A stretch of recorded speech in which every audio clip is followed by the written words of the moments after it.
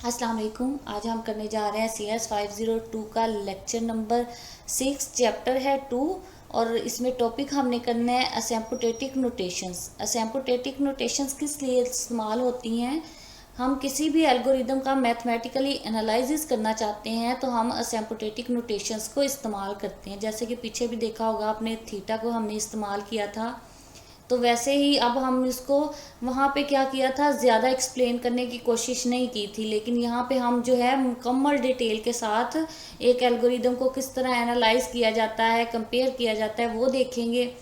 और asymptotic means जो Greek में लिया जाता है वो ये कि दो चीज़ें या दो फंक्शन जो होते हैं वो आपस में करीब तर चली जाती हैं, आपस में मिलती नहीं है। जैसे कि आपने कैलकुलस में भी देखा होगा, एक्स की वैल्यू इन्फिनिटी की जानिब जा रही हो या बहुत ज़्यादा बढ़ रही हो तो हम कहते हैं दे आर असिम्प्टोटिकली इक्विवेलेंट, यानी कि ये दोनों फंक्शंस आपस में असिम्प्टोटिकली इक्विवेलेंट हैं।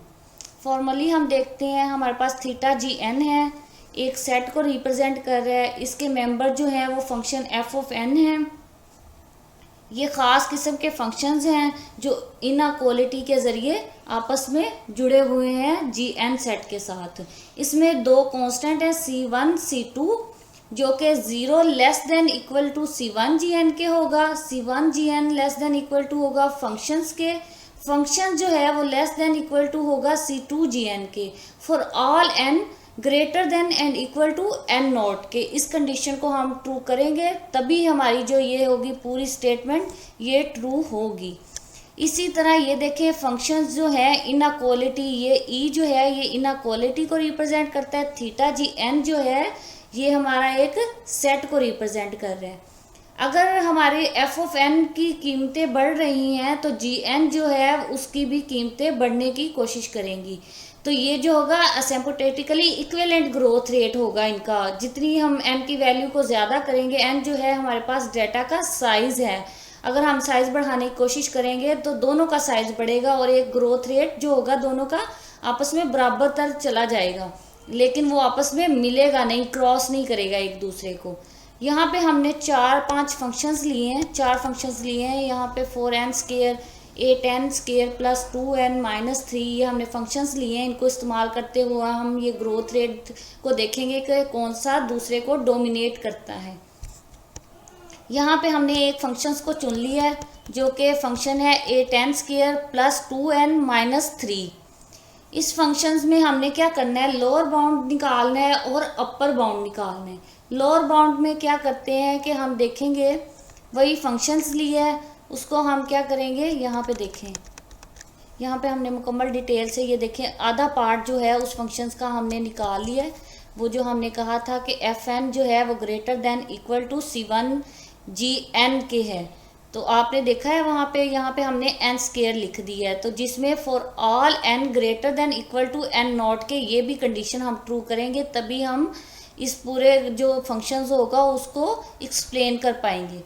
देखें कि हमने क्या किया है, ये हमारे पास फंक्शंस थी, इसको हमने इसमें से ले लिया है 8n स्केयर माइनस 3, क्योंकि लोअर बाउंड है तो हम -3 वाली टर्म लेंगे, तो -3 वाली टर्म को हमने ले लिए। इसके बाद हमने क्या किया है, इन दोनों को स्प्लिट किया है, तो हमारे पास जो आई है वो आई है term 7n square plus n square minus 3, जो कि इक्वल है एंड ग्रेटर है 7n स्केयर के। ये हमारे पास आ गई है जिसमें 7 कांस्टेंट होगा, n स्केयर जो है ये वाला, ये देखें ये हमारे पास टर्म आ गई है। 7n जो है वो छोटा है और बराबर है फंक्शंस के, ये हमारे पास टर्म निकली है। अब हमने एक्सप्लेन करना है at n greater than and equal to n not के। वो किस तरह, हमारे पास पीछे 2n बचा था यहाँ पे फंक्शंस में, तो उसको किया है हमने वैसे लिखा है 2n greater than equal to 0 के, और दूसरी टर्म हमने लिया है n स्केयर माइनस 3 ये वाली,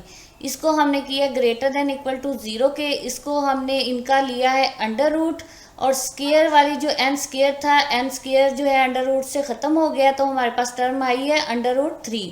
तो ये जो है हमारी कंडीशन को ट्रू कर रही है, and not greater than and equal to under root 3 के। तो हमारी ये आधा फंक्शन जो है, लोअर बाउंड जो है आधे फंक्शन की निकल आई है। अब हमने अपर बाउंड निकालनी है, तो अपर बाउंड में हमने क्या करना है, वहाँ पे हमने लोअर बाउंड में माइनस वाली रकम ली थी, तो यहाँ पे हम प्लस वाली लेंगे। 8n² प्लस 2n है -3। इसको हमने क्या किया है, इसमें से हमने 8n² प्लस 2n को ले लिया है, इन दोनों को आपस में प्लस किया स्क्वायर लेके, तो हमारे पास टर्म आई है 10n²। अब ये जो है 10n², इसमें हमने क्या किया, ये हमारा कांस्टेंट है 10, और हमने इसमें से अब n0 की वैल्यू निकालनी है, n greater than equal to n0। वो किस तरह के 2n को लेना है हमने, वो पुट कर देना है यहाँ पे। इसको हम अंडर रूट लेंगे तो स्क्वायर ख़त्म हो जाएगा और 2 भी आपस में ख़त्म हो जाएंगे, तो हमारे पास n जो आएगा वो इक्वल टू और ग्रेटर देन आएगा 1 के। तो उसमें हमारे पास ये वैल्यू निकल आएगी अपर लिमिट की। इसके बाद हमने क्या करना है, लोअर लिमिट और अपर लिमिट में से कोई एक चुननी है जो कि बड़ी होगी। तो वो बड़ी वाली जो वैल्यू थी वो हमारे पास √3 वाली थी, तो वो हमने चुन लेनी है एक।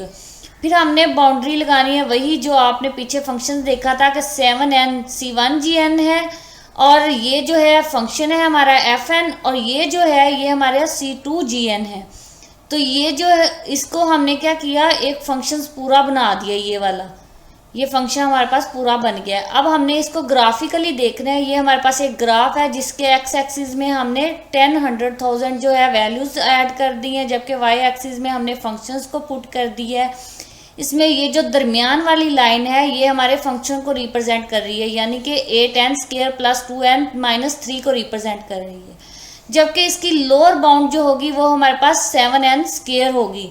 जैसे जैसे हमारा फंक्शन ग्रोथ करेगा उसमें वैल्यूज बढ़ती जाएंगी, तो हमारी जो होगी लोअर बाउंड भी जो है वो उसी सीक्वेंस के साथ देखें कि बढ़ रही है। इसके बाद ये जो रेड वाली लाइन है ये हमारी अपर बाउंड है, जो कि देखें फंक्शन से ज़्यादा ग्रोथ रेट कर रही है, यानी कि इसमें वैल्यू पुट करेंगे फंक्शन में तो जो लो अपर बाउंड होगी वो हमारी ज़्यादा ऊपर की जानिब ग्रोथ होगी इसकी। अब ये जो ग्राफ है हमने इसको किस लिए इस्तेमाल किया, ये सारा जो हमने काम किया है इसका मकसद क्या था। इसका मकसद ये था कि हम क्या करते हैं, हमारे पास बहुत से एल्गोरिदम होते हैं, हम कोशिश करते हैं कि कंपेयर करने की कि कौन सा एल्गोरिदम है जो ज़्यादा फास्ट है, अच्छा चलता है और बेहतर है।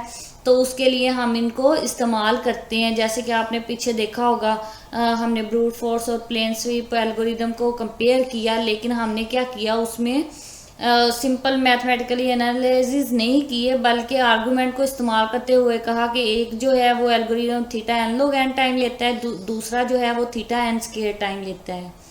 लेकिन वो किस तरह लेता है ये नहीं हमने देखा। फिर हमने क्या किया, उनकी रेशियो सिंप्लीफाई की, फिर हमने उसमें से एक दूसरे को देखा कि कौन सा दूसरे से बेहतर है। पता चला कि प्लेन स्वीप ज़्यादा बेहतर है। तो काफ़ी हम ऐसे नहीं इस्तेमाल कर सकते, मतलब कि वो तो हमने सिंपली आर्गूमेंट लेके ऐसे कर दिया, लेकिन हम मज़ीद डिटेल में जाना चाहते हैं।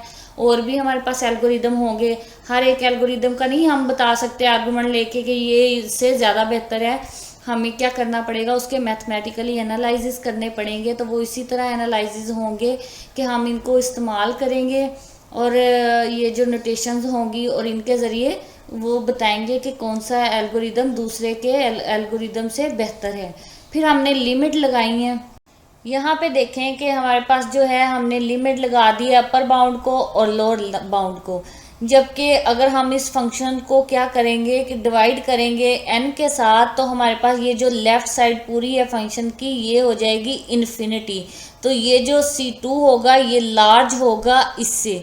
तो ये हमारे पास जो फंक्शन साबित होगा वो ये होगा कि फंक्शन नॉट इनक्वालिटी θn के है अपर बाउंड में। जबकि लोअर बाउंड में है हमने n³ के साथ फंक्शन को डिवाइड किया, तो हमारे पास ये पूरी जो टर्म है इसकी वैल्यू आ जाएगी 0। तो हमें साबित होगा कि फंक्शन जो है नॉट इनक्वालिटी θ³ के इक्वल है लोअर बाउंड में। वो किस तरह के, यहाँ पे हम 7n² वो लिख दें 7n², और यहाँ पे ये पूरा फंक्शन लगा दें तो देखें कि 7n छोटा है इक्वल टू है 0 के, यानी कि ये पूरी टर्म 0 हो रही है। तो इसके है, तो ऐसा तो है ही नहीं, यानी कि ये हमारी कंडीशन रॉन्ग हो जाएगी। तो हम इसको अगर कोशिश भी करें तो ये चीज़ जो है हम इसको सेटिस्फाई नहीं कर सकते। तो लिमिट लगाने से हमारे जो आंसर मिलेगा वो यही आएगा कि हमारा फंक्शन जो होगा वो नॉट इनक्वालिटी होगी θn के अपर बाउंड में, जबकि लोअर में होगा function not inequality theta cube में।